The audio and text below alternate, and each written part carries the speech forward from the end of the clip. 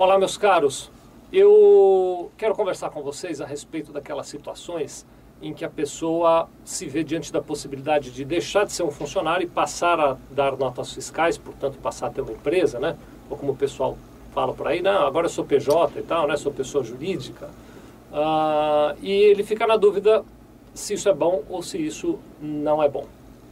Então, essa pergunta, essa situação é uma situação bem peculiar e que envolve uma série de ângulos diferentes. Você pode olhar esse assunto de uma série de pontos de vista diferentes. Eu quero agora te apresentar alguns pontos de vista para você pensar a respeito disso. O primeiro ponto de vista é o ponto de vista da legalidade, né? Sempre que alguém tem essa possibilidade, eu sou funcionário de uma empresa, fui convidado para passar a ser pessoa jurídica. A primeira pergunta que se faz, mas isso é legal? Não é legal e tal? Depende, num conjunto de informações você vai saber se é legal ou não é.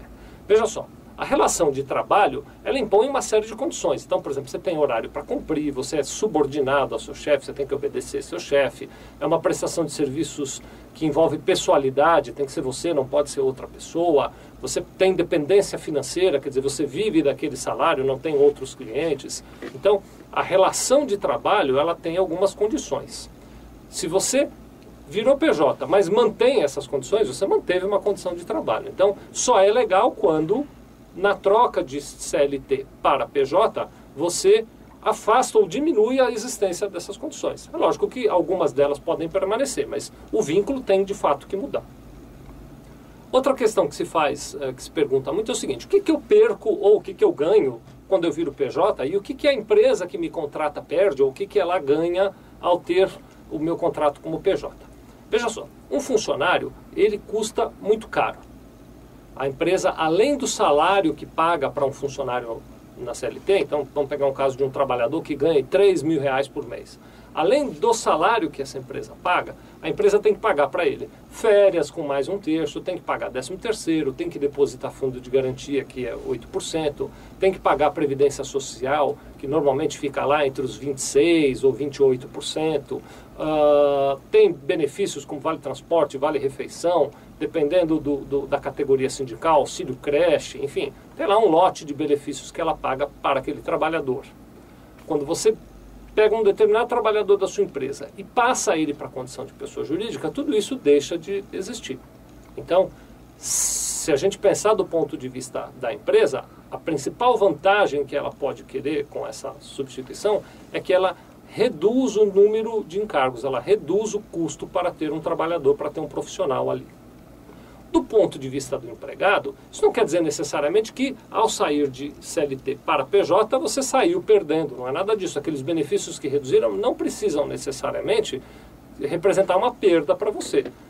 Em teoria, você ao ter uma empresa, e se de fato você tem uma empresa, você poderá ter outros clientes para prestar o seu serviço e você poderá, portanto, aumentar o seu rendimento na medida que você faça outros serviços para outros clientes, porque você não vai ter exclusividade com aquilo. Outra possibilidade, que é muito comum, é se negociar o seguinte: olha, hoje você é funcionário CLT, ganha R$3.000. Eu vou passar você para PJ e passarei a lhe pagar, não sei, um número mágico qualquer, digamos R$4.000. Você passará a ter um honorário maior do que o salário que você tinha antes.